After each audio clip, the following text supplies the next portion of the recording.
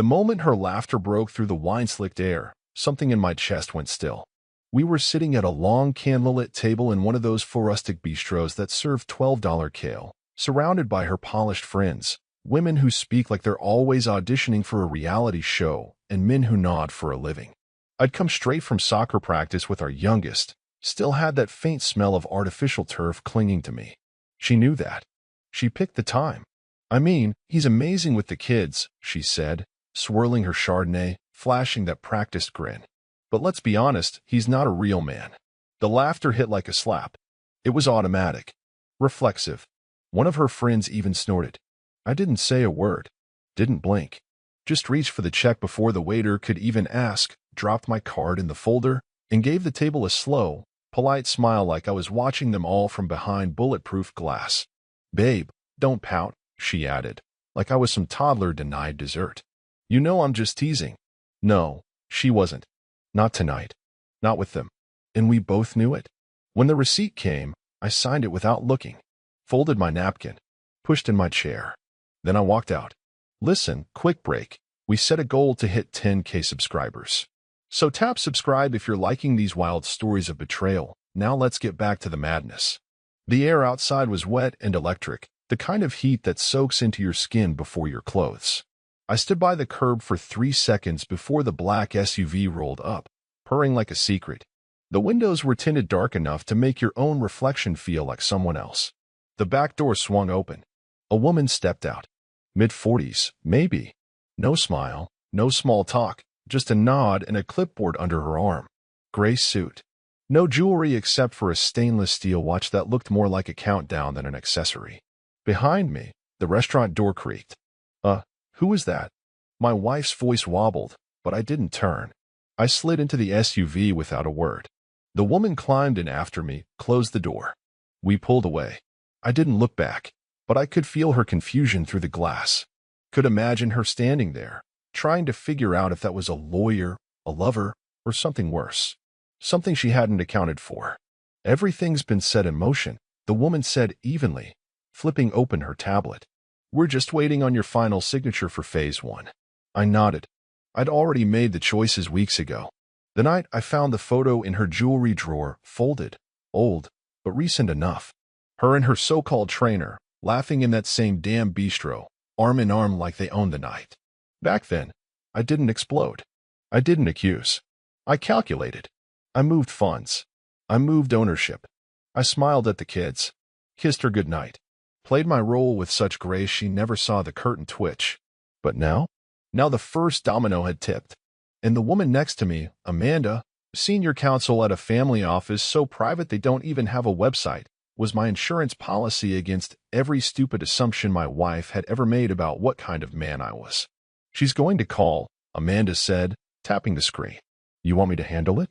No, I said. Let her stew. By the time her friends paid their own checks and stepped out to see the SUV disappear down Main Street, their smiles would have wilted. Because whatever story she tried to spin, he's just mad, he's being dramatic, it wouldn't land. They saw that car. They saw me get in. And they saw a woman step out with papers. In that moment, something shifted in the air around her. Something final. I wasn't the soft, easy guy who makes pancakes and apologizes for not being exciting enough. I wasn't the punchline anymore. I was the one leaving her behind in the middle of her perfect little dinner party, with her perfect little lies. And I wasn't coming back. 3 months before that dinner, while she was sipping margaritas with her girls on some beach with fake palm trees, I was in a cold office with no windows, across from a woman who didn't blink once the entire meeting. Amanda. Same suit, same tone, same clipboard. You don't find women like her on Yelp. Mr. Langford, she said, sliding a slim folder across the table, I believe you're aware of the risks of passive generosity. But let's get tactical. That was the first time I heard the phrase passive generosity used like an insult. And she was right. I'd been generous, yes. Stupidly so. But not anymore. That day, we began rewriting my entire life on paper. By the second meeting, my name had been separated from every account we shared. Retirement? Split. Savings? Drained and rerouted. The house, the car, even the lake cabin we never used? all transferred to an LLC registered under a trust fund I'd quietly named after my late father. She never met him. Wouldn't even recognize the name. Just thought it was some dead uncle. She thought I spent my Thursday evenings at that Dad Circle parenting group at the community center. I did. For 20 minutes. Then I headed downtown, changed jackets in the car, and took the elevator up to the 19th floor of a building whose parking garage doesn't even list a tenant directory. She thought I was the harmless, weekday husband, the kind you complain about to friends over wine. She used to laugh when I sorted receipts or updated our budget in Excel like I was role-playing as a 1950s accountant. "You're cute when you spreadsheet," she'd say, barely looking up from her phone. Cute. Meanwhile, I was tracing every automatic payment she forgot she set up in her name. Subscription boxes, gym memberships, secretive Venmo aliases. I knew more about her me time than she did. My lawyer helped me redraw the lines so slowly, so cleanly, it felt like origami. Quiet folds of paper until everything she thought she held in her hands was actually sitting in a steel cabinet 2 floors below mine. Legally sealed. Legally hers, to admire from a distance. We even drafted a power of attorney for an emergency she doesn't need to know about yet. Amanda called it a just-in-case trigger. I called it an off switch. And the resentment that used to keep me up at night? Gone. Replaced with something colder. Cleaner. Detachment is beautiful when it's planned. The irony is, she used to complain I was too still. "You never react," she'd say. "You just fold in." She mistook that for weakness. Most people do. What she didn't understand is that men like me don't fold. We record. Archive. Strategize. We turn off the fire alarms and let the house fill with smoke while everyone else throws wine at the curtains. I wasn't trying to win her back. I was trying to win. And she hadn't even realized a game had started. Because in her world, power was loud. Bigger rings, louder voices, flashier dinners. In mine, power was who holds the deed. And who disappears first. It started with a vibration on my phone that I almost ignored. I was standing in the garage, reorganizing a box of Christmas lights in May, because that's what you do when your house is quiet but your mind isn't. I thought it was another spam text, those AI-generated ones promising crypto salvation. But it wasn't. Mirati. "Hey, that was awful. You didn't deserve it." I stared at the screen longer than I should have. Mira was one of her people. One of the country club brunchers. One of the candle branding, Pilates talking, white wine loyalists who usually laughed at the same jokes my wife made. So why now? Why me? I typed a polite thank you. Nothing dramatic. Nothing emotional. Just enough to acknowledge receipt, like a man responding to condolences after a small funeral. But before I hit send, my thumb hovered. Then I added, "Appreciate that. If you ever want to talk more, lunch is on me." No emoji. No implication. Just bait. She bit. We met the next day at a downtown place my wife had once called too boring for her friends. Quiet tables. Real linen. Nobody taking selfies. Mira walked in without makeup, without pretense. Almost like she wanted to shed something before she crossed the threshold. "I don't usually do this," she said, settling into the chair across from me. "That makes 2 of us," I said. What followed was 3 courses of emotional excavation. At first, it was light. She apologized again for the dinner. Said she used to think my wife was just joking, that I was in on it. Then her voice cracked on that phrase, like it suddenly felt dirty. But then she leaned in. "I know about Darren," she said, glancing over her shoulder. And not just him. That name landed like a weight I'd already memorized. Darren, the tennis trainer. The one I'd photographed by the pool house. But not just him? I kept my face steady. Let her keep going. "She talks a lot when she drinks," Mira said. "At this little after-hours wine circle thing they do. You weren't just the guy she mocked. You were the excuse. You were the stability she resented needing." That sentence sat with me. The excuse. I was the reason she got to play reckless without guilt. Because I'd be there. Folding laundry. Packing lunches. Picking her up at the airport after trips that weren't always for work. She said you were like wallpaper, Mira added softly. Always there. Easy to ignore until someone else points it out. That one stung more than I expected. Then Mira did something unexpected. She reached into her purse and slid her phone across the table. Text messages. Screenshots. Photos. Nothing graphic, but context is its own crime. Flirty nicknames from numbers I didn't recognize. Inside jokes that didn't include me. Time-stamped girls' nights that were 2 states away from where she said she'd be. She always said you wouldn't care, Mira whispered. Said you'd never do anything. I exhaled through my nose and smiled. Not warmly. Not bitterly. Just surgically. Maybe she's right, I said. But Mira saw it. The shift. She straightened in her chair. You're doing something. I didn't confirm. Didn't deny. I just asked if she'd like dessert. She declined. But she didn't leave. We sat another hour, talking about nothing and everything: kids, schools, the way people pretend better than they live. That night, I got home to find my wife on the couch, wine glass in hand, rewatching an old sitcom she used to say was comfort food. She smiled at me like nothing had changed. Like I hadn't just spent 3 hours with someone who quietly torched her entire facade. Good day? She asked. Yeah, I said, leaning down to kiss her forehead. Lunch ran long. It did. And it was worth every second. Thursday, 6:14 p.m. The country club was predictably smug. White stucco walls, overpriced landscaping, valet staff who looked too clean to sweat. I parked a few rows back, under the pretense of attending a gentleman's networking hour, a lie I told no one but myself. The truth was in the glove compartment, a compact DSLR with a long lens, half-charged, ready.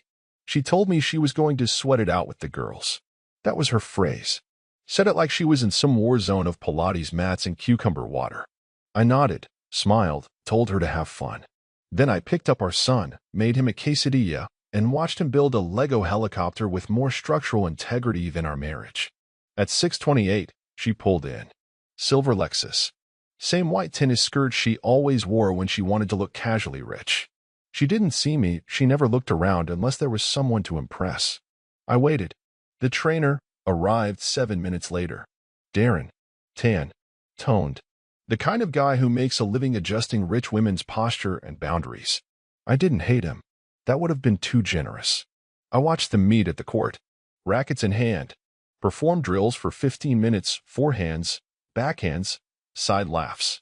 But even from my distance, you could tell it wasn't a lesson. It was foreplay in the shape of cardio. At 7:03, they walked toward the pool house. I knew this part. She once joked that nobody goes back there unless they're cheating or hiding. Said it with a smirk, like someone who'd memorized the blueprint. I took the camera, rolled down the passenger window. No shaking. No rage. Just precision. Click. Click. They didn't rush. They didn't hide. It wasn't some panicked teenage tryst. It was choreography. Practiced. Familiar. His hand on her lower back. Her fingers in his collar. Then the kiss. Click. That one stayed on the screen a little longer. She leaned into him like gravity wasn't enough. He braced her hips like he owned them. I zoomed out. Got the background, club logo, the car lot, a glimpse of the clock tower. Context matters when you're building a portfolio. Then I put the camera away. Drove home. Didn't speak to anyone. Didn't drink. Didn't even delete the photos. I just made mac and cheese. At 9:11, she walked in. Hair pulled up, skin glowing from either exertion or satisfaction. It didn't matter. She kissed me on the cheek, breezy and warm, like a wife in a detergent commercial. Thanks for watching the kids. You're amazing, she said, placing her tennis bag on the counter like it hadn't just held the weight of 2 lies and a racket. I looked at her and smiled. Not a sarcastic one. Not bitter. Just still. You have a good workout? I asked. She nodded. We pushed hard today. I bet, I said. She poured a glass of wine, asked what the kids ate, made a comment about the neighbor's trash bins being too full. And I stood there, watching her. Really watching. Not the way a man watches a lover. The way a man watches a machine he's just learned how to shut down, without a sound, without a warning. Because in that moment, I wasn't broken. I was free. Not from her, not yet. But from doubt. And when you take doubt away from a man like me, what you're left with is strategy. She went to bed before me. Said she had a call early in the morning. I stayed up, backing up files to a flash drive. Organizing. Encrypting. Naming folders with innocent labels, Q1 expenses, kids' vaccines, insurance 2024. All lies. But then again, so was she. We met at a nondescript office park behind a dentist's clinic. It was the kind of place you drive past 100 times and never notice, which was exactly the point. Amanda liked shadows. And I was learning to appreciate them too. She was already seated when I arrived. Gray blazer, hair tied back, two black folders on the table. One labeled exit, the other fallout. I took a seat without speaking, and she slid the exit file toward me with a pen clipped to the top. "You still sure you want this?" she asked, no judgment in her voice, just confirmation. Like a surgeon checking if I was still consenting to amputation. "I've never been more certain," I said. She didn't smile, just nodded. The plan wasn't dramatic. It was elegant, surgical. First, we initiated the transfer of full legal custody of our children into a shared trust, one that granted me custodial authority and made her the non-controlling beneficiary. In plain English, I would make all the decisions, but she'd still get to feel like a parent on paper. It was dressed in language that sounded fair but wasn't. That was Amanda's specialty, making ruin look like mercy. Then came the financial locks. We froze the joint accounts, without notice. Her credit cards would continue working for 30 days, just enough for her to think nothing had changed. But behind the scenes, everything she spent would trigger alerts and timestamps. We were tracing her rhythm, mapping where she ran when the lights went out. Next, the house. The property had already been moved into the LLC. But now Amanda added something cruelly brilliant. We filed a forbearance clause in the event of marital dissolution, essentially letting me remove her residence rights without violating any formal eviction rules. It looked like a business adjustment, nothing more. But what it meant was that the moment I filed, she'd legally become a guest in her own home. I read each page, each line. Did I hesitate? Not for a second. Not after watching her press her body into another man behind a pool house, then kiss me like I was a doorstop. Not after years of micro-cuts disguised as humor, of turning my silence into her stage. Amanda waited as I signed, page by page. The pen felt heavier than it should have. At the end, she tapped the folder once and said, "You're officially an iceberg, Mr. Langford." She only sees the tip. We scheduled phase 2. This would be the soft demolition. Transferring the family's digital life to a separate cloud account, migrating the kids' school profiles to an alternate email, mine, removing her as the emergency contact, quietly, gently, without waves. Death by subtraction. "She'll ask questions," I said. "She won't," Amanda replied. "She's too busy thinking you're still in shock." That's her mistake. And it was. She mistook my stillness for paralysis. But in truth, I was already in motion, clean, quiet, precise. Like a bomb ticking under silk sheets. The last thing Amanda handed me was a sealed envelope. Inside, a list of contingency moves. Divorce filing locations in 3 states. All no fault. All favorable to me. All pre-vetted. "One last thing," she said, pausing before I stood. "If you want out, we can make this painless for the kids," she repeated. But not for her. There was a pause in me. Not hesitation. Calculation. "Let her feel everything she made me swallow," I said. Amanda didn't smile, but there was something like approval in her silence. When I stepped back into my car, I didn't feel rage. Rage was for amateurs. What I felt was structure. Clean lines. A floor plan for detachment. The countdown had started. She just didn't hear the ticking. But she would. It started like all poison does. Slow, invisible, and served in casual conversation. 2 Saturdays after the country club incident, she met her girlfriends for brunch. The usual crowd, influencers in early menopause, women whose dogs had therapists, and one ex-real estate agent who now coaches women in confidence. Same place as always, same overpriced eggs, same fake laughter. But something felt off. Mira arrived late. Lip gloss perfect, sunglasses sharp, and, most damning of all, smiling like she knew something nobody else did. She didn't kiss cheeks. Didn't compliment shoes. She just sat down and ordered black coffee. That was the first sign. Then came the question. "So what exactly does your husband do again?" Lauren asked, tone soaked in nonchalance but sharpened like a shiv. My wife blinked. Fork paused halfway to her mouth. "What do you mean?" she said, feigning confusion. "I mean like, do?" Lauren clarified. "I realized I don't even know what he does all day. He's always around, but, like, in the background. Quiet. Kind of loaded." There were chuckles. Nervous ones. Another friend added, Mira said you two had lunch last week. And that did it. A tiny fracture split across her smile. She hadn't known about that. Mira never told her. Mira, her friend, had been meeting with her husband. Alone.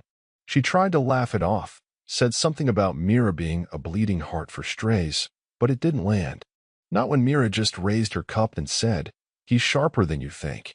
Way sharper." Then silence. Thick. Drowning. And for the first time in her curated, manicured, Instagram perfect life, my wife couldn't explain her husband. Because she didn't know me. Not really.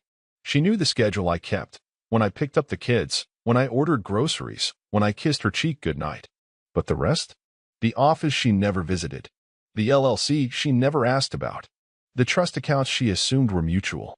She didn't even know which bank I used. And now, her friends were realizing that too. I became a question mark in their group thread. A variable. A man with no digital footprint, no ego, no slips. That kind of silence? It's not just suspicious. It's terrifying. Because men like that don't react. They design. That afternoon, she texted me. "Hey, you okay? You've been quiet lately." I replied 2 hours later. "Just thinking." She pressed again. "About what?" I left that one on read. Let her marinate. Later that night, she brought it up while folding laundry. "So apparently you've been having lunch with Mira now," she said, trying for casual. It sounded like someone balancing a smile over a minefield. I shrugged. She reached out. Figured it was polite to respond. "She's talking. People are asking questions." "That's new." I asked, raising an eyebrow. "I thought you liked when people talked." She didn't answer. She was starting to feel it now, that eerie vacuum where her control used to be. All the little things she used to take for granted, the side-eyed jokes, the knowing looks from her friends, the unspoken status she clung to like air, all beginning to slip. And Mira? Mira was no longer orbiting her. She was orbiting me, which meant the center of gravity had shifted. And my wife, for the first time in years, was realizing she was no longer the sun. Just another fading star. The invitation came by email. Not text. Not group chat. Email. Subject line. Dinner at the Langfords, Friday 7 p.m. The name alone, the Langfords, was enough to make her pause. Because she hadn't hosted anything in months. Not since her last ladies' wine night, flopped when only 2 women showed up, and one of them left early to let the dog out. So when she clicked the email and saw my name signed at the bottom, Daniel Langford, her stomach curled. It was clean, direct. No smiley faces. No "hope you can make it" crap. Just an RSVP link. And a guest list. She scrolled. Scanned. Her own name wasn't even bolded. Just another line. And Darren? Omitted completely. Friday came fast. She took hours to get ready. Hair curled, contour sharp, perfume loud enough to claim airspace. She wore a navy dress she hadn't touched in years. One she used to say was for big nights. Tonight, she was reclaiming ground. Or trying to. The house had been cleaned professionally. She could tell. There were flowers, tasteful ones. Lighting dimmed to that perfect golden hour glow. Music humming low in the background. Not her usual overdone Pinterest aesthetic. Something more deliberate. She walked in like she owned it. Then froze. Mira was there. Already seated. Already laughing. With me. And not the polite, "I'm being supportive" kind of laugh. No, this was warm, natural. Familiar. She watched as I leaned in to whisper something, and Mira placed a hand on my arm like she'd done it before. Every woman in the room noticed. Dinner was plated, not served. Catered, but disguised to look homemade. I made small talk with everyone, poured wine, led with stories, business stories, not dad anecdotes. I talked about projects I'd quietly built, properties I'd bought, deals I'd passed on. They listened, really listened. One of her friends, Jenna, actually said, "Wow, I didn't know you were in real estate." I smiled. Not just real estate, but that's where I like to play. That line landed. I saw the shift in their faces. The man they'd once reduced to the kid wrangler now had presence, power. And she was silent, like background noise. She tried to inject herself a few times. A compliment here, a half-joke there. Nothing stuck. The room had tilted, and she wasn't the center anymore. She wasn't even on the map. She finally snapped when Mira mentioned our lunch again. Casually, over dessert. It's funny, Mira said. I always assumed you were a numbers guy. But you're more like architecture. The way you think. My wife interrupted, sharp. Well, I guess he's changed. He never used to be this visible. I turned to her slowly. Held her gaze just long enough. No, I said. I've always been this way. You just never looked. The room fell quiet. Someone coughed. She laughed. Thin. Dry. Well, forgive me for not realizing I married Gordon Gecko. I smiled politely. That's all right. Not everyone's expected to keep up. Another pause. Then someone chuckled. Then another. Mira smirked into her glass. The table moved on. She didn't. After everyone left, she lingered in the hallway, heels in one hand, rage coiled behind her eyes. You humiliated me, she hissed. No, I said calmly, collecting glasses from the table. You just saw yourself from the outside for once. She stood there like a statue in heels, silent, exposed, unsure. And as I rinsed the wine glasses and she disappeared upstairs without another word, I realized something. She wasn't scared because I'd changed. She was scared because I hadn't. She just finally noticed. I brought it up while we were driving back from a school recital. Our daughter's piano piece had gone off-key halfway through, and we were both still riding that fragile silence parents know all too well. She sat in the passenger seat, arms crossed, staring out the window like the trees had insulted her. I was thinking, I said, keeping my tone casual, maybe we take a weekend. Just us. She turned her head slowly, like it was a test. A weekend? Yeah, the Ridge. That place up in Vermont. Remember? I booked it years ago, just never used it. She blinked. The Ridge? That spa place with the fire pits and that creepy glass library? I nodded. Same one. Still valid. They called to check if I wanted to renew the credit, and I figured, why not? No kids, no work, no noise. Just us. Maybe it's time we reconnect. She stared at me like she couldn't decide whether I was bluffing or broken. Then she smiled. Small, confused, but real. You're serious? I'm offering, I said. Your call. She agreed before we even hit the next red light. The drive up was full of neutral pleasantries. She asked if I'd seen the new backsplash the neighbors installed. I asked if she'd finally gotten around to replacing her cracked phone screen. We didn't touch the deeper topics. That was by design. The Ridge was everything she remembered. Polished wood cabins, oversized throw blankets, gourmet meals that looked like Pinterest had sex with a French chef. We were greeted with lemon water and a staff that knew our names before we gave them. That was also by design. What she didn't know, and would never suspect, is that the Ridge was owned by a holding company. That holding company belonged to a client of mine. A quiet, well-dressed billionaire who owed me a favor and liked the idea of his retreat being used for, let's call it domestic clarification. She didn't notice the subtle things, like the fact that the concierge never asked for ID, or that the fireplace logs were already burning when we arrived, or that our cabin had no visible cameras, because the ones that mattered were in the walls, and ceiling, and above the bed. Every word we spoke, every moment we touched, every time she contradicted herself, it was all time-stamped, recorded, encrypted. I told Amanda I didn't want a messy divorce. I wanted a documented one. That weekend, I gave her every opportunity to speak honestly. I asked questions like, do you think we drifted, or was it always like this? Have you ever been tempted, even a little? If we wiped the slate clean, what would you actually want? She answered like someone applying for a job she thought she already had. No, never. I'd never do that.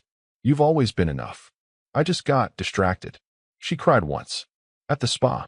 Said she felt like we were finally talking again. I held her hand across the dinner table. Let her laugh into her wine.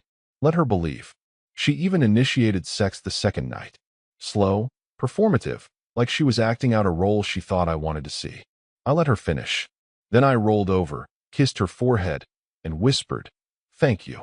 She said she felt closer than we'd been in years. I said nothing. Because you don't interrupt a confession when the tape's still running. Sunday morning, before checkout, she curled up on the deck with a blanket, sipping espresso like a woman who had survived a storm. This was exactly what we needed, she said. Yeah. I replied, watching the steam rise from her cup.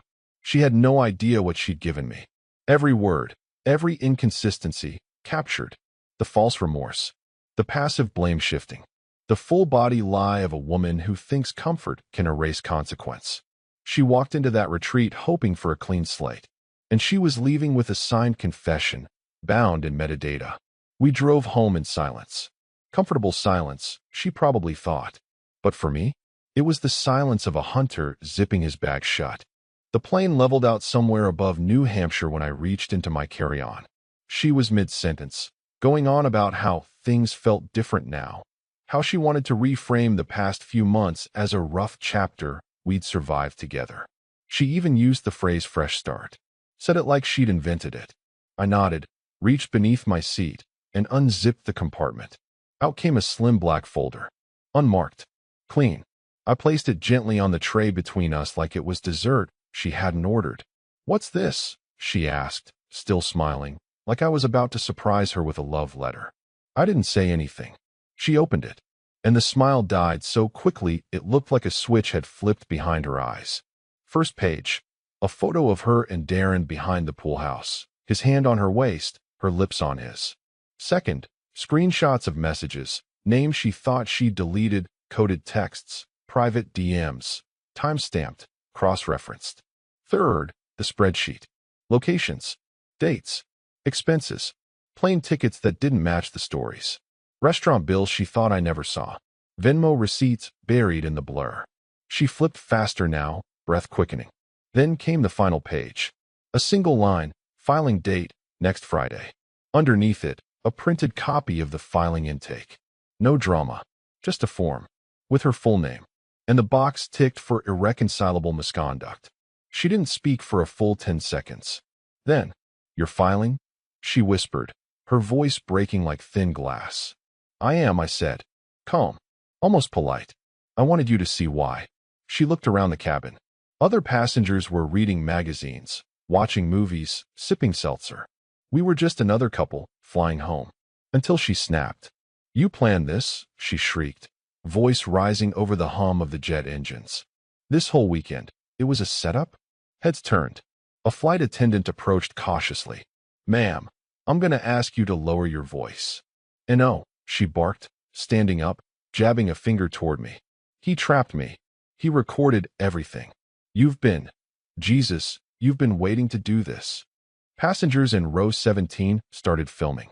She was spiraling now, wild-eyed, mascara smudged from sudden tears she didn't expect to need. She slapped the folder closed, tried to shove it back at me, but her hands shook too much. "You're sick," she hissed. "You're evil. Who even does this?" I looked up at her, then at the attendant beside us, now holding a hand radio and motioning discreetly toward the cockpit. "I'm going to need you to stay seated," the attendant said softly. "Let's all stay calm." My wife was trembling, face flushed. "This was your plan the whole time, wasn't it? You wanted me to break, to melt down in public like some crazy." I turned toward her fully and said the words like I was reciting a recipe. "You said I wasn't a real man," I said, just loud enough for the rows around us to hear. "You were right." I leaned in closer. Not threatening, not even angry, just final. "I'm something else." She stared at me, lips parted, and for once, no words came. The folder sat between us like a tombstone. The hum of the plane felt louder now, like it was amplifying her failure in stereo. She didn't cry. She didn't scream again. She just sat down, like someone who finally realized the ground had disappeared under them miles ago, and the fall had just started.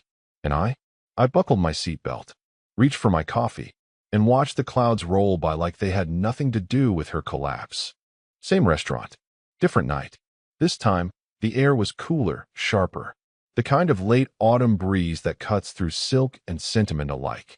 I waited inside just long enough to watch the laughter ripple across her new circle, thin, brittle laughter that sounded rehearsed. Her friends sat around her, sipping cocktails they couldn't pronounce, dressed for social war. She looked good, calculatedly good. Hair curled just so, dress that hinted at modesty but knew better. They were gossiping about some friend's divorce. She laughed too loud, like someone trying to stay above water. Her smile was on autopilot. But when the black SUV rolled up again, same make, same engine hum, Everything inside her paused. I stepped out from the shadows of the bar, straightened my sleeves, buttoned my coat. She saw me through the window and froze. Her friends looked too, confused at first, curious, then wide-eyed as they recognized the driver. Mira. She sat behind the wheel like she belonged there. Leather jacket, one hand on the steering wheel, sunglasses resting low on her nose even though the sun had dipped behind the buildings. She didn't wave. She didn't need to. I opened the passenger door. Wait. Daniel.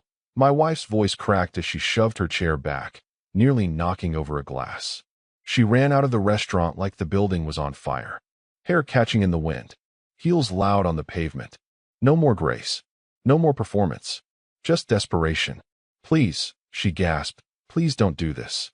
They're all watching. They'll think I'm the... She cut herself off. Villain. I finished for her, one foot already in the car. I looked over my shoulder, into her tear-lined eyes.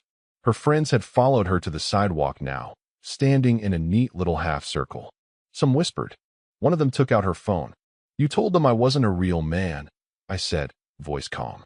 Not cruel, just absolute. Now they finally believe you. The door closed with the softest click I've ever heard. Final. Painless. Like shutting a file you'll never open again. Mira didn't say a word, just shifted into gear. My wife stood there, mouth open, arms limp at her sides. She didn't scream this time. Didn't beg. She just watched. Watched as the SUV pulled away. As the taillights grew smaller. As Myra's profile caught the glow of passing street lamps and made her look untouchable. And then she turned around. Her friends weren't laughing anymore. They weren't asking questions. They were just looking at her like they finally understood the punchline, and it wasn't funny. She stood there, abandoned by the narrative she'd written. And for the first time in her life, there was no stage. No applause. Just silence. And the sound of her own story, ending.